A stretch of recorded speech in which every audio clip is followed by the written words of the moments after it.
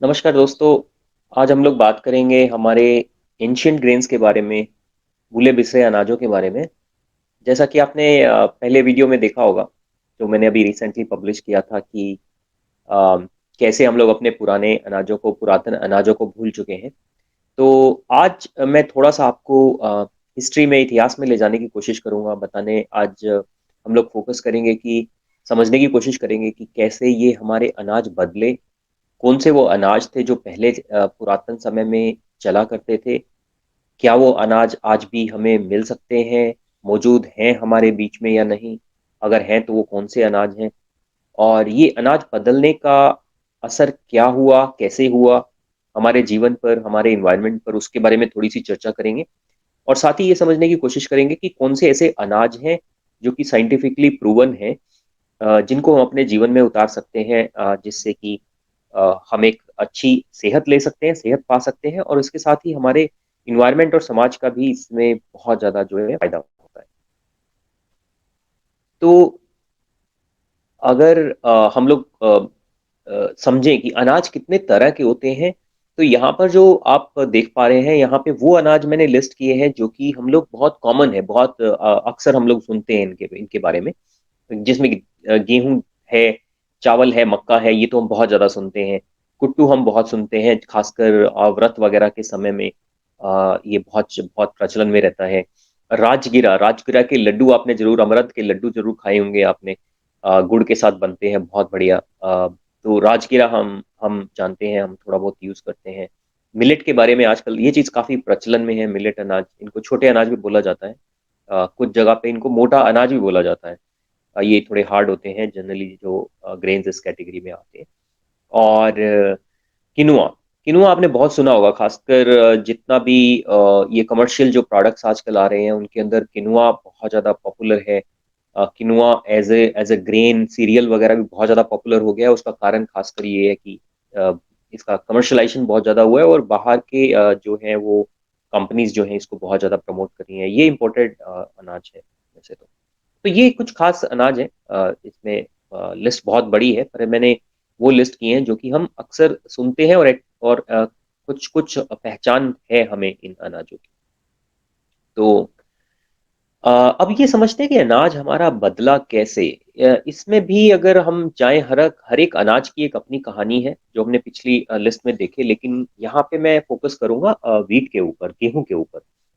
तो गेहूं जो सबसे पुराना जो बीज था गेहूं का, वो उसका नाम था एनकॉन। और ये पुराना ऐसा नहीं है कि 100 साल पहले था या 500 साल पहले था, ये है बात करीब 7500 ईसा पूर्व की। बहुत पुरानी बात है, कई हजार साल पुरानी बात है ये। जो ओरिजिनल आप कहेंगे कि जो जो गेहूं का अनाज पहले कभी उगा होगा या शुरुआत हुई होगी, तो ये वो वीट का ये सॉर्ट था, एनकॉन। जर्मन शब्द है ये, उससे निकला है, और इसका मतलब होता है सिंगल ग्रेन। और इसकी खास बात ये थी कि ये बहुत फ्रेजाइल, इसका जो स्ट्रक्चर था, प्रोटीन और ग्लूटेन का जो स्ट्रक्चर इसके अंदर था, वो बहुत फ्रेजाइल था। फ्रेजाइल मतलब कि बहुत ही सरल था ये। और सीधी भाषा में अगर समझने की कोशिश करें इसको, तो इसका मतलब ये था कि ये पकने में आसान था, ये पचाने में आसान था, ये पिसने में आसान था, ये हजम करने में आसान था। तो ये बहुत सिंपल स्ट्रक्चर था जो कि हमारा शरीर बहुत इजीली अडॉप्ट कर पाता था। और उसके बाद जो दूसरी वैरायटी आई तकरीबन 1000 साल पहले, वो थी एमआर वीट। तो एमआर वीट जो है, ये थोड़ा सा ज्यादा कॉम्प्लेक्स स्ट्रक्चर था इसका, प्रोटीन और ग्लूटेन का। और सबसे एक चीज मैं और आपको बताना चाहूंगा यहाँ पर, कि प्रोटीन जो है ये हमारे शरीर के लिए बहुत इंपॉर्टेंट एक कंपोनेंट है। अगर आप डीएनए को भी खोल के देखेंगे, साइंटिफिक रिसर्च में भी ये चीजें पता चली है कि ये हमारी सारा शरीर जो है, एक डीएनए लेवल तक ये प्रोटीन का इसमें बहुत बड़ा रोल है। तो अगर जितना ज्यादा ये कॉम्प्लेक्स प्रोटीन स्ट्रक्चर होगा हमारे खाने में, ये उतना ही हमारे शरीर के लिए मुश्किल होता जाएगा और उसको नुकसान करता जाएगा।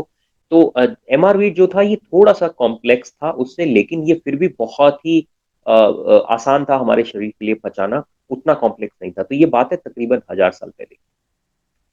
और उसके बाद अगर हम आगे देखें तो करीब 1950 में, और ये 1950 बड़ा इंपॉर्टेंट डेट है, क्योंकि अगर आप याद करें तो करीब 1939 से 1945 तक वर्ल्ड वॉर टू, विश्व युद्ध जो चला था, और उसके बाद पूरे जो है दुनिया में, खासकर बहुत सारी कंट्रीज में जो पार्टिसिपेटिंग कंट्रीज थी वर्ल्ड वॉर में, वहां पे भुखमरी बहुत हो गई थी। और उससे निकलने के लिए जो है ये साइंटिफिक रिसर्च शुरू हुई। उस टाइम पे विज्ञान भी बहुत तरक्की करना शुरू कर कर ही रहा था। तो हाइब्रिड वीट का जो है पहली बार जन्म हुआ, वहां पे क्रॉस ब्रीडिंग की गई, और डॉक्टर नॉर्मन बोरलॉग, जो कि मैक्सिको से थे, और उन्होंने ये पहली बार हाइब्रिड वीट को उगाने की कोशिश की, और उनको कुछ हद तक सफलता भी मिली। लेकिन वो कमर्शलाइज नहीं हो पाया। कारण ये था कि जो उन्होंने पहली वैरायटी तैयार की, वो बहुत भारी थी। उसका उसका दाना बहुत भारी था, और वो जो वीट ग्रास होती है, जो ग्रास होती है, जो पौधा होता है, उसके ऊपर वो टिक नहीं पाता था, पौधा टूटने लगा। तो ये कई सालों तक उन्होंने और एक्सपेरिमेंट किए, और उसके बाद फाइनली उन्होंने एक हाइब्रिड वीट की वैरायटी तैयार की, अ, जिसकी खास बात ये थी कि वो पौधा बौना था, छोटा था, भारी अनाज को संभाल सके, ज्यादा अनाज को संभाल सके, और उसके साथ ही उसका तना जो था वो भी मोटा था, ताकि वो टूटे न। और वो हाइब्रिड बीज जो है वो बहुत सक्सेसफुल रहा। और 1960 में, अगर आपको याद होगा, तो भारत में हरित क्रांति आई थी, जहां पर कि नए तरह के बीजों को इंट्रोड्यूस किया गया ताकि ज्यादा पैदावार हो सके। और यहीं पर हाइब्रिड वीट भारत के अंदर भी इंट्रोड्यूस हुआ, और शुरुआत हुई हाइब्रिड वीट की हमारे भारत में। तो ये जो आप 1960, आप ध्यान रखिएगा थोड़ा। मैं आपको आगे जब हम बढ़ेंगे तो इसकी दोबारा चर्चा होगी। 1969 में डॉक्टर नॉर्मन को इसी खोज के लिए नोबेल पुरस्कार भी मिला। बहुत बड़ी खोज थी अपने आप में, क्योंकि विश्व स्तर पे इसने बहुत बड़ा इम्पैक्ट किया, लोगों को ज्यादा अनाज, जल्दी अनाज मिलने लगा। और तो उनको नोबेल पुरस्कार मिला। और 1970 तक आते आते ये पूरे विश्व में जो है हाइब्रिड वीट का चलन होना शुरू हो गया। 1990 तक आते आते ये पूरा कमर्शियल जो चीजें हैं उनके अंदर ये बहुत ज्यादा यूज होना शुरू हो गया। हमारे घरों में रोटी वगैरह हम खाते हैं, बिस्किट वगैरह, न्यूडल वगैरह, तो जितने भी कमर्शियल प्रोडक्ट्स थे उसके अंदर 1990 तक आते आते पूरे विश्व में ये हाइब्रिड वीट जो है यूज होने लगा, क्योंकि ये बहुत इजीली, आसानी से ये अवेलेबल होना शुरू हो गया था। इसका बाजारीकरण बहुत आसानी से हो गया था, तो ये मार्केट में सबसे आसानी से अवेलेबल था। तो इससे हुआ क्या? हुआ ये कि मुनाफा बहुत हुआ, किसानों को बहुत मुनाफा हुआ, क्योंकि वो कम जमीन में ज्यादा फसल ले पा रहे थे, और मार्केट बहुत अच्छी क्रिएट हो गई थी, तो उनको बहुत आसानी से ये फसल निकल भी जाती थी उनकी। और दुनिया में भुखमरी भी कम हुई इस चीज़ से, क्योंकि गेहूं अनाज है, पेट भरता है, और बहुत आसानी से उपलब्ध हो गया था पूरी दुनिया में। लेकिन दो चीजें जो ठीक नहीं हुई शायद, वो ये थी कि सेहत और जमीन। ये जो हाइब्रिड वीट था, जितना इसने जमीन को खराब किया, जितना इसके अंदर रसायन यूज हुआ, जितना ये अनाज का जो स्ट्रक्चर था वो बदला, उससे सेहत पर बहुत गलत असर हुआ लोगों की, और जमीन को भी जो है इसने काफी हद तक खराब किया। तो यहाँ पर जैसे सेहत की हम बात कर रहे हैं, तो जैसे मैंने पहले बताया था कि जो पुराने हमारे बीज थे उनका और प्रोटीन स्ट्रक्चर, ग्लूटन स्ट्रक्चर बहुत सिंपल था। तो ये जो हाइब्रिड वीट था, इसका जो प्रोटीन स्ट्रक्चर है, ग्लूटन स्ट्रक्चर है, बहुत ही कॉम्प्लेक्स है। और वो इतना कॉम्प्लेक्स है कि कुछ लोग तो ये मानते हैं कि उस ग्लूटन को, उस प्रोटीन स्ट्रक्चर को हजम करने के लिए हमें लोहे का पेट चाहिए। ये इसको इसको पचाना जो है वो आसान काम नहीं।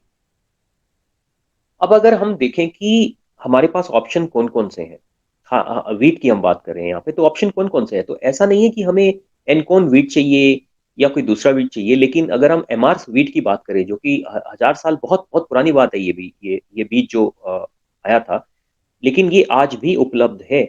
अगर आप जाएंगे तो हमारे भारत में ये खपली के नाम से, जो है खपली गेहूं के नाम से, ये बीज उपलब्ध है, ये मिलता है। इसके अलावा बहुत सारी ऐसी लोकल वेराइटीज हैं हमारे पास, जो कि अच्छा गेहूं है। तो अगर आप जो कमर्शियली अवेलेबल जो हाइब्रिड वीट है, अगर आप उसको अगर साइड में करें, और आप अगर मार्केट में जाके या किसानों से बात करें, अगर आपको खपली गेहूं मिलता है, बंसी गेहूं मिलता है, कठिया गेहूं आता है, काली बाल गेहूं आता है, पैगम्बरी गेहूं आता है, और भी बहुत सारी ऐसी वैरायटीज हैं लोकल भारत में जो उपलब्ध है। बस जरूरत तो है, तो वो है कि हमें इन चीज़ों की जानकारी होनी चाहिए, हमें इन चीज़ों की पहचान होनी चाहिए। तो ये आपको अच्छी वैरायटीज जो है वो मिल जाएंगी, खासकर अगर अगर ये ऑर्गेनिक नेचुरल तरीके से उगाई गई हैं तो ये थी कहानी गेहूं की। अब ऐसे ही अगर हम देखें बाकी जो मक्का है या चावल है, तो उनकी भी ऐसी ही कहानी आपको मिलेगी अगर आप रिसर्च करें तो। लेकिन उम्मीद है इससे आपको एक अंदाज, एक आइडिया मिल गया होगा कि कैसे जो है हमारा अनाज धीरे धीरे बदला, और ये धीरे धीरे सिर्फ 2-4 साल की बात नहीं है, ये बहुत साल लगे इस चीज को बदलने में। पर जैसा हम यहाँ पर देख पा रहे हैं, 1950 से लेके अब तक जो है वो ज्यादातर हाइब्रिड बीज का ही चलन है। ऐसे ही बाकी अनाज भी हमारे बदल चुके हैं। अक्सर अगर हम लोग बात करें किसी से भी, तो हम लोग क्या पूछते हैं? हम कहते हैं कि हमारा नॉर्मल खाना क्या है, या किसी से हम बात करें आप क्या खाते हैं, तो सब कहते हैं मैं तो नॉर्मल खाना खाता हूँ। तो अगर आप अपनी दिनचर्या पर गौर करें और देखें कि हमारा नॉर्मल खाना है क्या, क्या किस तरह का खाना हम खाते हैं, खासकर अगर आप वेजिटेरियन हैं तो किस तरह का खाना खाते हैं, आप इस पर थोड़ा सा कभी गौर कीजिएगा। कभी कोशिश कीजिएगा कि आप नोट करें, आप सुबह से लेके शाम तक जो भी खाते हैं, एक हफ्ता आप उसको नोट करें, तो आपको एक बड़ा अजीब सा पैटर्न मिलेगा, और वो कुछ ऐसा होगा कि हम सुबह नाश्ते में हम ब्रेड खा लेते हैं, पराठा दलिया वगैरह खा लेते हैं। अम, दोपहर में हम रोटी वगैरह ले लेते हैं, रोटी के साथ कोई सब्जी वगैरह बनाकर खा लेते हैं। शाम को चाय वगैरह के साथ थोड़ा बहुत बिस्किट या कोई स्नैक नमकीन वगैरह ले लेते हैं कभी कभार। और रात्रि के भोजन में हम लोग फिर रोटी लेते हैं, दाल वगैरह के साथ ले लेते हैं, सब्जी के साथ ले लेते हैं। और इसके अलावा अगर हम देखें तो कभी पार्टी वगैरह है या कुछ और ऐसा खास मौका है, तो हम केक है, पास्ता वगैरह भी एक बार मन करता है हम बना लेते हैं। नाश्ते में सीरियल वगैरह आते हैं अलग अलग तरह के, हम वो ले लेते हैं दूध वगैरह में डालकर। स्नैक जैसा मैंने पहले भी बताया, समोसा नमकीन वगैरह हम खा लेते हैं। और बात यहाँ तक रुकती नहीं है कि ये तो हम जो बड़े लोग हैं वो खाना खाते हैं, बच्चों के भी जो छोटे बच्चों के भी जो सीरियल जो आते हैं बड़ी बड़ी कंपनीज के, अगर उनके भी पैकेट्स में आप देखें तो आपको पता चलेगा कि ये भी कोई ज्यादा अलग नहीं है जो लिस्ट हम ऊपर देख रहे हैं उस चीज से। अब इसमें खास बात क्या है, इन सब चीजों में कॉमन चीज क्या है? आप सुबह से लेकर शाम तक इन चीजों को देखें तो हर एक चीज के अंदर वीट है, गेहूं है। और गेहूं भी कौन सा? वो कॉम्प्लेक्स स्ट्रक्चर वाला, वो हाइब्रिड गेहूं है, वो रिफाइंड गेहूं है। और अगर दूसरा गेहूं भी अगर हम ले लें तो भी वो जो इन चीज़ों के अंदर जो गेहूं यूज होता है वो बहुत रिफाइंड होता है। और वो हमारी सेहत के लिए ठीक नहीं है। तो और इसमें इसमें एक चीज़ और देखने वाली बात है जो मैं यहाँ पे हाईलाइट करना चाहूंगा, वो ये कि हम गेहूं को सिर्फ दिन में एक बार नहीं खा रहे हैं, हम गेहूं ही खा रहे हैं। तो अगर आप इसको एक नंबर में ट्रांसलेट करें तो ये तकरीबन तकरीबन 50% जो है हमारा पूरे दिन का खाना जो है वो सिर्फ और सिर्फ गेहूं ही है, या कहें तो अनाज है। तो और ये बहुत बड़ी चीज है, क्योंकि हम अनाज बहुत ज्यादा खा रहे हैं और इसको हम नॉर्मल खाना बोल रहे हैं, ये हमारी आम दिनचर्या है। और कुछ कुछ केसेस में तो शायद ऐसा आता होगा कि हम लोग शायद दाल सब्जी कम खाते होंगे, छोटी कटोरी ले ली, लेकिन हम रोटी या ब्रेड है या बिस्किट वगैरह है ये हम ज़्यादा खा लेते हैं। तो अनाज एक्चुअली हमारे शरीर के अंदर बहुत ज़्यादा जाता है, और कौन सा अनाज जा रहा है वो आपने देख ही लिया है। इसका शरीर पर प्रभाव क्या होता है? देखिए, इसका शरीर पर प्रभाव जो है वो स्लो होता है। सबसे बड़ी दिक्कत ये है, स्लो होता है। और यही कारण है कि हम इसको पकड़ नहीं पाते, हम इस चीज़ को समझ नहीं पाते। ये ये धीरे-धीरे असर करना शुरू करता है। ये ऐसा नहीं है कि आपने अभी खाया और आपको तुरंत पता चल जाएगा। कुछ केसेस में पता चल जाएगा, अगर आपकी उम्र ज़्यादा है, आपको किसी और तरह की प्रॉब्लम है, डाइजेस्टिव सिस्टम आपका वीक है, तो शायद आपको तुरंत पता चल जाए खाने के। लेकिन ज़्यादातर केसेस में ये हम जब छोटी उम्र से इस तरह का बदला हुआ हाइब्रिड अनाज जो खाना शुरू कर देते हैं, खाना खाना शुरू कर देते हैं, वो धीरे-धीरे 5 साल, 10 साल में, 15 साल में वो आपको असर दिखाना शुरू करता है। और सबसे मुख्य जो इसके जो प्रभाव, जो लक्षण जो दिखते हैं शरीर पर, वो है साइनस, मधुमेह, दमा, skin allergy, gluten allergy allergy, और भी कई तरह की एलर्जीज हो जाती हैं हमें, चर्म रोग, पेट के रोग, चक्कर आदि आना। और ये बहुत कॉमन है। जैसे मैं ये नाम बता रहा हूँ तो आपको शायद कुछ लोगों के चेहरे भी आपके सामने आगे होंगे जिनको आप जानते होंगे, जिनको इस तरह की प्रॉब्लम है कुछ सालों से। और वो लगातार चलती रहती हैं। आप दवाइयाँ लें, ये चीज़ें जाएंगी नहीं। क्यों? उसका कारण क्या है? कारण ये है कि हम वही आम खाना, नॉर्मल खाना खा रहे हैं जो हमने पहले देखा। तो ये चीज़ें जा नहीं रही क्योंकि हम अपना खाना नहीं बदल रहे। और अक्सर हम इन चीज़ों को कह देते हैं कि साइनस है, क्यों? क्योंकि ये सर्दी है, साइनस है क्योंकि मेरे को तो मौसम बदलते हुए मौसम को मैं सहन नहीं कर पाता, मधुमेह है क्योंकि मैं मोटा हूँ, मुझे दमे की दिक्कत है क्योंकि बहुत पोल्यूशन है। तो ये चीजें हम कहीं और टाल देते हैं। उन चीजों का भी असर जरूर होता है, लेकिन उतना असर उन चीजों का शायद नहीं होता जितना कि हमारे खाने का इन चीजों पे असर होता है। और इसके अलावा जैसे रसायन रसायन भी हमारे शरीर को जो है गलत तरीके से प्रभावित करते हैं। हमारे पेट को, हमारे माइक्रोबायोटा को, जो अच्छे हमारे जीव हैं, अच्छे जो हमारे बैक्टीरियाज हैं पेट के अंदर, उनको खराब करते हैं रसायन। चाहे आपके प्लास्टिक के यूज करने से आते हों रसायन, चाहे हमारे खेतों में जो रसायन यूज होते हैं वहां से आते हों, किसी भी तरीके से रसायन हमारे हमारे शरीर में प्रवेश करते हैं। बहुत तरीके हैं, हमारे अलग अलग तरह के केमिकल्स, क्लीनिंग के केमिकल्स हमारे घरों में यूज होते हैं। तो रसायन भी हमारे शरीर को बहुत प्रभाव करते हैं गलत तरीके से। और जीवन शैली, हम कितने एक्टिव हैं, हम धूप में कितना रहते हैं, हम कितना फिजिकल वर्क करते हैं, तो वो हमारी जीवन शैली जो है वो भी हमारे शरीर को प्रभाव करती है। लेकिन हम जब भी हमें कोई तकलीफ होती है तो हम शुरुआत कहाँ से करते हैं? हम शुरुआत करते हैं जीवन शैली से। हम सबसे पहले सोचते हैं कि हम दौड़ लगाना शुरू करें, हम घूमना शुरू करें, हम योगा करना शुरू करें।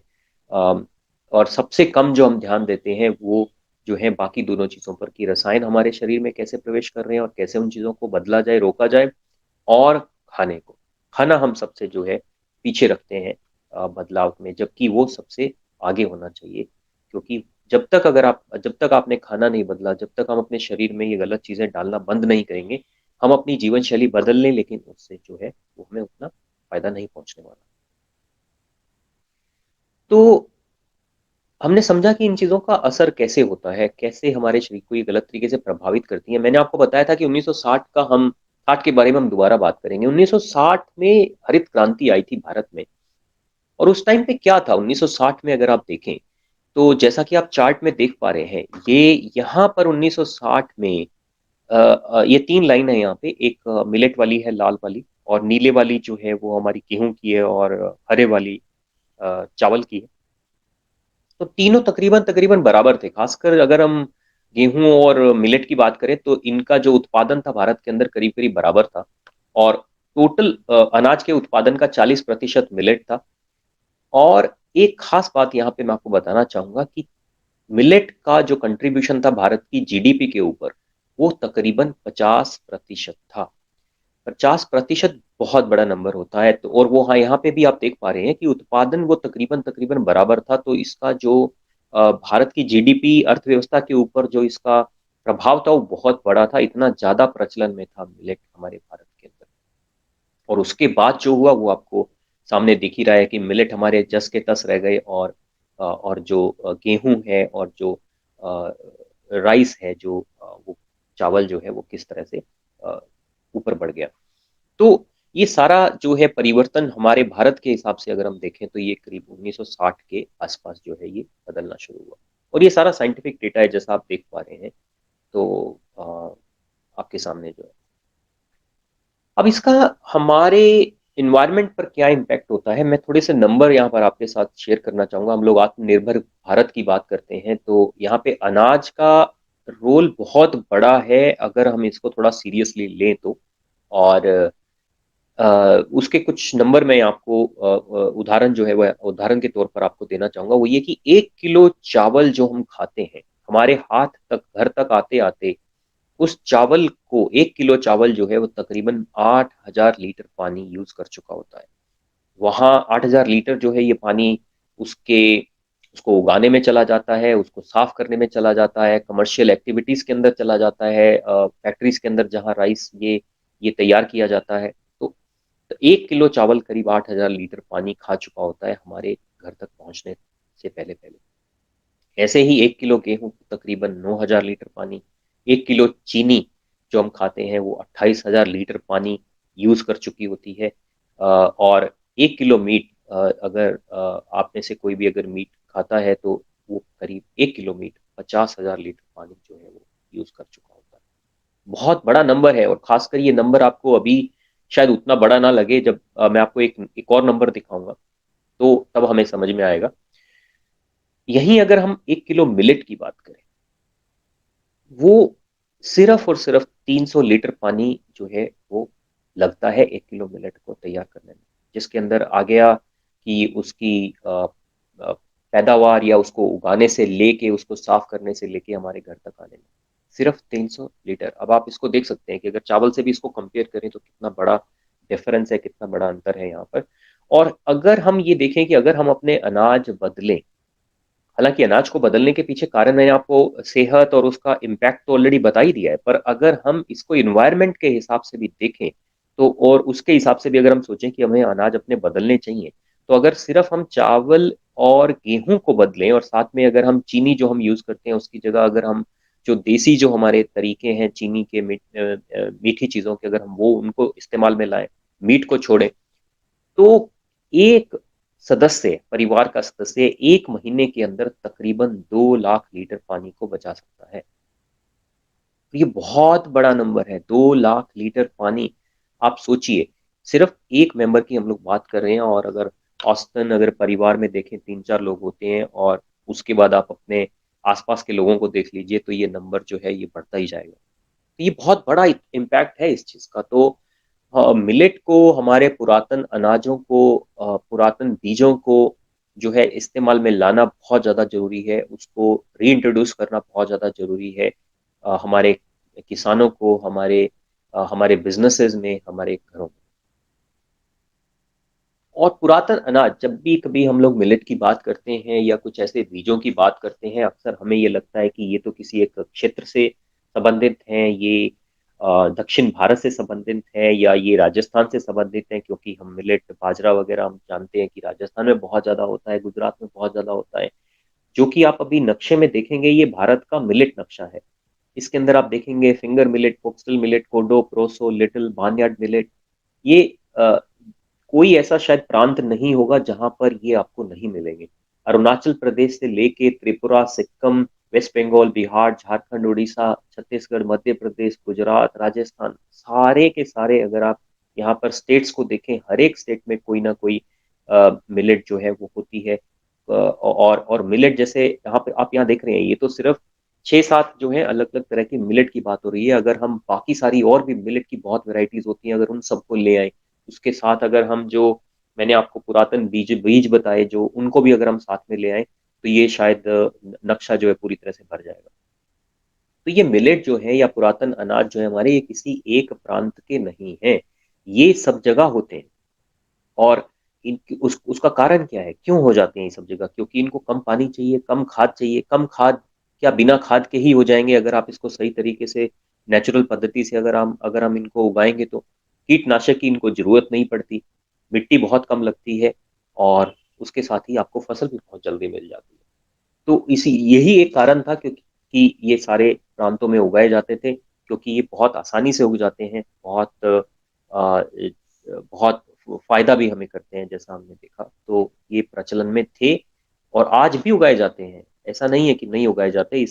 इसकी डिमांड कम है, लोग इनको जानते कम है, पहचानते कम है, इसीलिए ये जो है हम ये उगाए कम जाते हैं।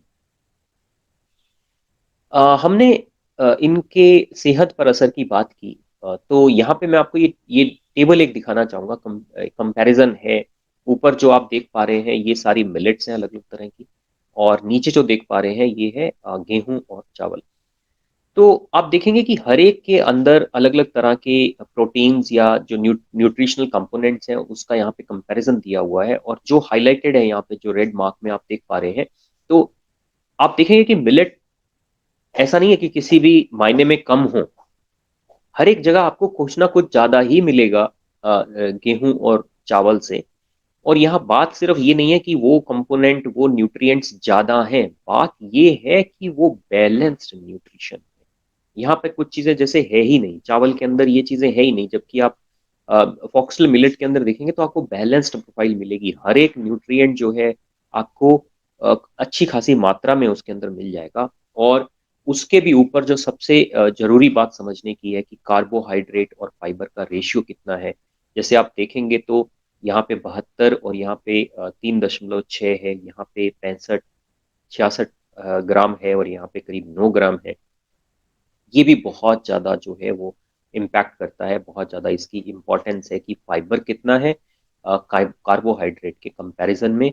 और इसके अलावा खैर ये चीज़ भी जो है मैटर करती है, वो ये कि फाइबर किस तरह का है। तो जिस तरह का फाइबर जो आपको मिलेट के अंदर मिलेगा, वो भी अपने आप में यूनिक होता है, वो भी स्लो ग्लूकोज को रिलीज करने में मदद करता है, जबकि गेहूं के अंदर ऐसा नहीं होता। गेहूं के अंदर जो जिस तरह से फाइबर होता है, जिस तरह का फाइबर होता है, वो हमारे कार्बोहाइड्रेट को जो है उससे शुगर जल्दी बनती है हमारे शरीर के अंदर और जल्दी हमारे खून में रिलीज होती है, तो इसीलिए गेहूं जो है वो ठीक नहीं माना जाता। अब हम मिलेट की अगर हम लोग बात कर रहे हैं, तो इसके अंदर डॉक्टर खादर वली जो है, मिलेट मैन ऑफ इंडिया भी उनको बोला जाता है, उनके उनके बारे में जरूर मैं चर्चा करना चाहूंगा। इनको किसी परिचय की जरूरत नहीं है, लेकिन अगर आप पहली बार इनके बारे में सुन रहे हैं, पहली बार ये वीडियो देख रहे हैं, तो मैं आपको बताना चाहूंगा कि डॉक्टर खादर वली की करीब 20 साल की आसपास की रिसर्च है मिलेट्स के ऊपर, अनाज के ऊपर। उन्होंने 12 के आसपास अलग अलग तरह के अनाजों की, मिलेट की जो है रिसर्च की, कंपैरिजन किया, और उसके बाद उन्होंने 5 खास ऐसे मिलेट को हाईलाइट किया जिनका नाम उन्होंने सिरिधान्य मिलेट रखा।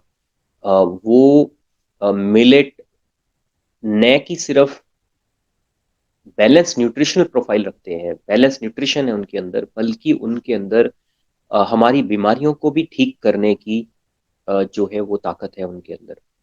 और उन्हीं के आधार पर उन्होंने करीब 120 से ज्यादा बीमारियों के प्रोटोकॉल बनाए हैं। उनके उनकी उनको एक जीवन शैली का रूप दिया है कि कैसे हम उस जीवन शैली को फॉलो करके 120 से जितनी ज्यादा बीमारियों को जो है वो ठीक कर सकते हैं, जिसके अंदर लाइफस्टाइल की बीमारियां हैं, जिसके अंदर न्यूरल जन्मजात रोग भी शामिल है, कैंसर और कई अलग तरह के घातक रोग भी उसके अंदर शामिल है। तो अगर हम ऐसी जीवन शैली अपनाएं, और ये साइंटिफिकली प्रूवन है, अगर हम इस तरह की जीवन शैली अपनाएं जिसके अंदर हम अपने पुरातन अनाजों को शामिल करें, अ, तो ऐसा नहीं है कि हमें सिर्फ एक अच्छी सेहत मिलेगी, परंतु ये भी बात है कि अगर हमारी सेहत ठीक नहीं है, अगर हमें किसी तरह की तकलीफ है, तो वो उसको भी ठीक रखने की जो है वो ताकत रखती है, ताकत रखते हैं ये अनाज। यहाँ पर मैं कुछ ऐसे अनाजों के बारे में बात करना चाहूंगा, बताना चाहूंगा कि क्यों, क्या खास प्रॉपर्टीज हैं, कैसे वो हेल्प करते हैं। तो कुटकी, आपने सुना होगा, हिंदी में मिलेट है, इसका इंग्लिश नाम लिटिल मिलेट है। ये हार्मोनल प्रॉब्लम्स जो होती हैं, अलग अलग तरह की ओवरीज की अलग अलग तरह की प्रॉब्लम होती हैं, इनफर्टिलिटी की प्रॉब्लम होती है मेल फीमेल की, थायराइड रिलेटेड प्रॉब्लम है, मेंस्ट्रुअल डिसऑर्डर्स होते हैं, पीसीओडी पीसीओएस की कोई प्रॉब्लम है, तो उसके अंदर ये बहुत ज़्यादा जो है हेल्पफुल होती हैं। हरी कंगनी, ब्राउन टॉप मिलेट अंग्रेजी में इसको बोलते हैं, ये पेट के लिए बहुत अच्छी रहती है। तो कॉन्स्टिपेशन है, अल्सर्स, गैस्ट्रिक प्रॉब्लम्स हैं, पाइल्स, फिस्टुला, और उसके अंदर ये बहुत ज़्यादा कामयाब है, बहुत ज़्यादा ये असरकारक है। और ये डिटॉक्सिंग प्रॉपर्टीज इसकी बहुत अच्छी हैं, तो कैंसर वगैरह के अंदर भी इसका बहुत बड़ा रोल है, और ये बहुत सहायक होती है। कोदरा मिलेट, कोडो मिलेट इंग्लिश में इसको बोलते हैं, ये ब्लड प्यूरिफायर मानी जाती है। तो जो खून से संबंधित जो प्रॉब्लम्स हैं, ब्लड कैंसर हुआ या डेंगू, मलेरिया, अलग अलग तरह की एलर्जीज होती हैं, बोन मैरो वगैरह की प्रॉब्लम है, किडनी हार्ट प्रॉब्लम वगैरह है, उसके अंदर ये बहुत सहायक मानी गई है। कंगनी, फोक्सटेल मिलेट इंग्लिश में बोलते हैं, ये नर्वस प्रॉब्लम्स के लिए, रेस्पिरेटरी प्रॉब्लम्स हैं, हमारी श्वास के से संबंधित प्रॉब्लम्स हैं, किडनीज, लंग्स वगैरह, जॉइंट वगैरह की प्रॉब्लम है, जैसे अल्जाइमर्स की प्रॉब्लम हो जाती है, पार्किंसंस की प्रॉब्लम, यानी जो हमारे दिमागी कुछ इस तरह के जो प्रॉब्लम्स हैं, या नर्व्स के रिलेटेड जो प्रॉब्लम्स हैं, उनके अंदर ये बहुत ज़्यादा हेल्पफुल है। इसके अलावा डायबिटीज़, कोलेस्ट्रॉल वगैरह में भी ये मदद करती है। झंगोरा, बार्नयार्ड मिलेट जिसको हम बोलते हैं, सामक के चावल के नाम से हम इसको ज़्यादा जानते हैं, हमारे व्रत वगैरह में ये बहुत यूज़ होता है। ये ब्लैडर, किडनी वगैरह के लिए बहुत ज़्यादा हेल्पफुल है। हेपेटाइटिस के अंदर अलग तरह के जो हेपेटाइटिस ए बी सी होते हैं, उनके अंदर ये हेल्पफुल है। लीवर के अंदर भी बहुत ज़्यादा, ये लीवर प्रॉब्लम्स के में भी बहुत ज़्यादा सहायक है। तो जो स्टोन्स वगैरह हो जाते हैं, जैसे किडनी स्टोन्स वगैरह हो जाते हैं, ब्लैडर स्टोन्स हो जाते हैं, तो उसके लिए ये बहुत सहायक है। बाजरा तो आप सब जानते ही होंगे पहले से ही। तो बाजरा जो है ये लैक्टेशन, जो मदर्स मिल्क जो होता है उसको बढ़ाने में बहुत सहायक रहता है। दांतों के लिए, बोन्स के लिए बहुत हेल्पफुल है, क्योंकि इसके अंदर कैल्शियम और आयरन बहुत अधिक मात्रा में होता है। तो ये मैंने ऐसा नहीं है कि ये कंप्लीट लिस्ट है, ये सिर्फ मैंने 5-6 यहाँ पे लिस्ट करने की कोशिश की है। इसके अंदर जो पहले 5 नाम आप देख रहे हैं वो उनको सिरिधान्य मिलेट का नाम दिया है डॉक्टर खादर वली ने। और उन्हीं पर आधारित उन्होंने प्रोटोकॉल्स बनाए हैं, सिरिधान्य लाइफस्टाइल प्रोटोकॉल्स बनाए हैं। पर इसके अलावा भी बहुत सारे मिलेट्स हैं जिनको हम अपने जीवन में, जीवन शैली में उतार सकते हैं। जैसे कि नचनी रागी, जिसको हम बोलते हैं, रागी मिलेट भी है, ज्वार भी है, चना भी, प्रोसो मिलेट जिसको अंग्रेजी में बोलते हैं, वो भी है। तो और भी बहुत बड़ी लिस्ट है। मैंने तो सिर्फ आपको यहाँ पर एक मुख्य मुख्य जो आपने शायद नाम सुने होंगे इनके, उनको मैंने यहाँ पे आपको दिखाने की कोशिश की है। तो ये थी एक एक जानकारी, बहुत ही कॉमन लेवल पे, बहुत ही ऊपर ऊपर के लेवल पे, जो कि मैं आपको बताना चाह रहा था आज की अनाज के पीछे की हिस्ट्री क्या रही है, कैसे अनाज बदले हैं, और इनका असर हमारे जीवन पर कैसे हुआ, चाहे वो सेहत के हिसाब से हो, चाहे वो इन्वायरमेंट के हिसाब से हो, चाहे वो अ, पानी के माध्यम से हो, रसायन के माध्यम से हो। तो अनाज सिर्फ एक दाना नहीं है, अनाज बहुत तरीके से हमारे जीवन को, हमारे समाज को जो है वो इम्पैक्ट करता है। और हमारे पुरातन अनाज अभी खत्म नहीं हुए हैं, अभी मरे नहीं हैं, उनको जीवित रखा जा रहा है। बहुत सारी ऐसी ऑर्गेनाइजेशंस, ऐसे लोग हैं जो कि इस चीज में लगे हैं। उन्होंने वो बीज प्रिजर्व करके रखे हैं और उनको दोबारा इंट्रोड्यूस कर रहे हैं। और किसान लोग उगा भी रहे हैं, और बहुत लोग इसको जो है बिजनेस में ला भी रहे हैं, और उससे बहुत अच्छा मुनाफा भी कमा रहे हैं। जरूरत है सिर्फ इन चीज़ों को और आगे बढ़ाने की, इन चीज़ों को समझने की, और इन चीज़ों को इस्तेमाल में लाने की।